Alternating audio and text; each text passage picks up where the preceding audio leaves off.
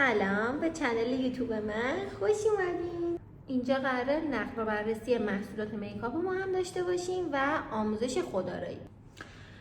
تو این ویدیو من گفتم براتون نقد و بررسی انواع کرم پودرهای میکاپ رو بذارم و بهتون بگم که من به عنوان میکاپ آرتیست کدوم کرم پودر رو دوباره شارژ میکنم و کدوم کرم پودر رو دیگه اصلا نمیرم سراغشون. خب برای اینکه وارد این مبحث بشیم که بخوام انواع کرم پودر رو بهتون نشون بدم، باید بهتون بگم که کلا ما چند نوع پوست داریم. پوست مختلط داریم، پوست نرمال داریم، پوست چرب و پوست خشک. و برای هر پوست باید کرم پودر مناسب اون پوست استفاده بشه. حالا یه سری چیزا هستش که مارکتینگ توی این زمینه، یعنی میام مثلا میگم تو این کرم پودر رو اصلا نمیتونی برای پوست خشک استفاده بکنی یا اصلا نمیتونی برای پوست چرب استفاده کنی. نه، همچین چیزی نیستش. شما اگه زیرسازی درست داشته باشی مناسب اون پوست، میتونی هر کرم پودری رو استفاده بکنی برای پوست حالا کلاینتت. مثلا بعضی وقتا پیش میاد که تو کرم پودر پوست خشک همراهته، کلاینت پوستش چربه، تو باید حالا مثلا چربی اون پوست رو کنترل کنی با یه سری چیزا، مثلا حالا با زیرسازی درسته، با آبرسان درسته، بعد اون کرم پودر رو استفاده بکنی. یعنی حتما ملزم نیستی که بخوای اون کرم پودر رو حتما همراهت داشته باشه، ولی کلا یه سری کرم پودر خیلی سنگینن و اصلا نه، مخصوصا برای ما ایرانی‌ها یه سری کرم پودر اصلا سازگار نیستش. مثلا یه سری کرم پودرای مک هستش که مک استدیو باشه فکر کنم اسمش، که درش مشکیه و شیشه‌ایه.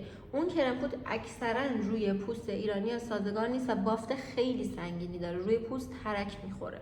یا کرم پودر هودا بیوتی با اینکه خیلی کاور خفنی داره، ولی اگه شما اون کرم پودر رو بخوای تک استفاده کنی، یعنی با کرم پودر دیگه میکسش نکنی که یکم سبک باشه، قطعا روی پوست بعد از چند ساعت قاچ میخوره، اون کرم پودر پچی میشه و اصلا نمیتونی باش کنار بیای. یعنی حتما باید ترکیب بشی با یه کرم پودر سبک. کلا ما چند دسته کرم پودر داریم. کرم پودرایی که حالت تینتی دارن، کاور خیلی پایین دارن، کرم پودرایی که با کاور بالا و سنگین هستن و برای پوشانندگی استفاده میشن، کرم پودرایی که کاور مدیوم دارن که اکثرا از کاورهای مدیوم و کاورهای خیلی بالا استفاده میشه برای میکاپ های سنگین و میکاپ های عروس.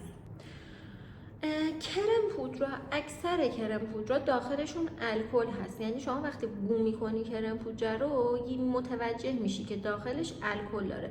کرم پودرایی که خیلی کاور بالا دارن اکثرا داخلشون الکل دارن، مثل کرم پودر استیلادر، ولی خود برندش میگه که من الکل ندارم، الکل فری ام، ولی شما وقتی این کرم پودر بو میکنین قشنگ مشخصه که داخلش الکل داره.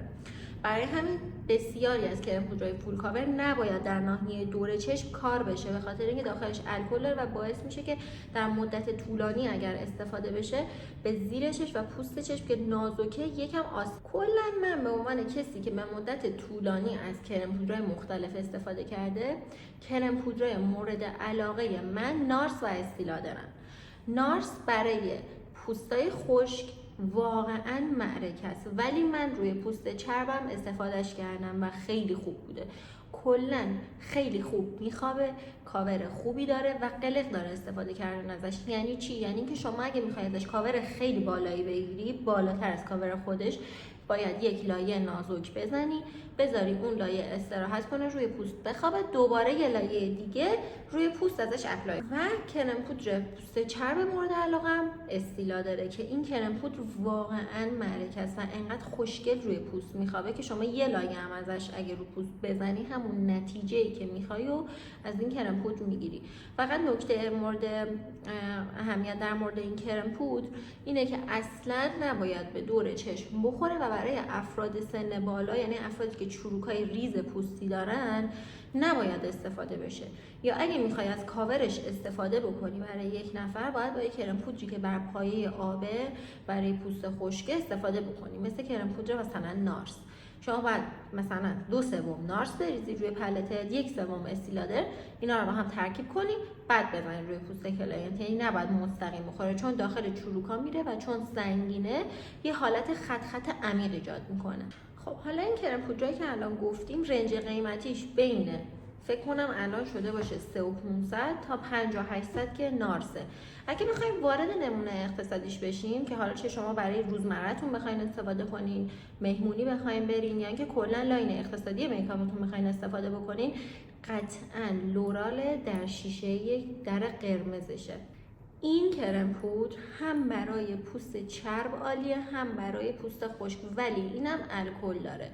دقیقاً اینم نباید دور چشم استفاده بشه، ولی این انقدر قشنگ روی پوست میخوابه که حتی شما اگر اینو بزنین استفاده بکنین اصلا مشخص نمیشه که شما از کرم پودر مثلا جورجیو آرمانی استفاده کردین یا یک کرم پودر ارزونتر، چون واقعا فوق العاده است. و اینم از اون مدل کرم پودر است که شما اگه میخواین کاور زیاد ازش بگیرین نباید مثلا هی زیاد تو حجم خیلی بالا بزنید روی پوستتون، باید لایه نازک بزنین، فیدش کنین، استراحت کنه، دوباره یک لایه دیگه بزنین.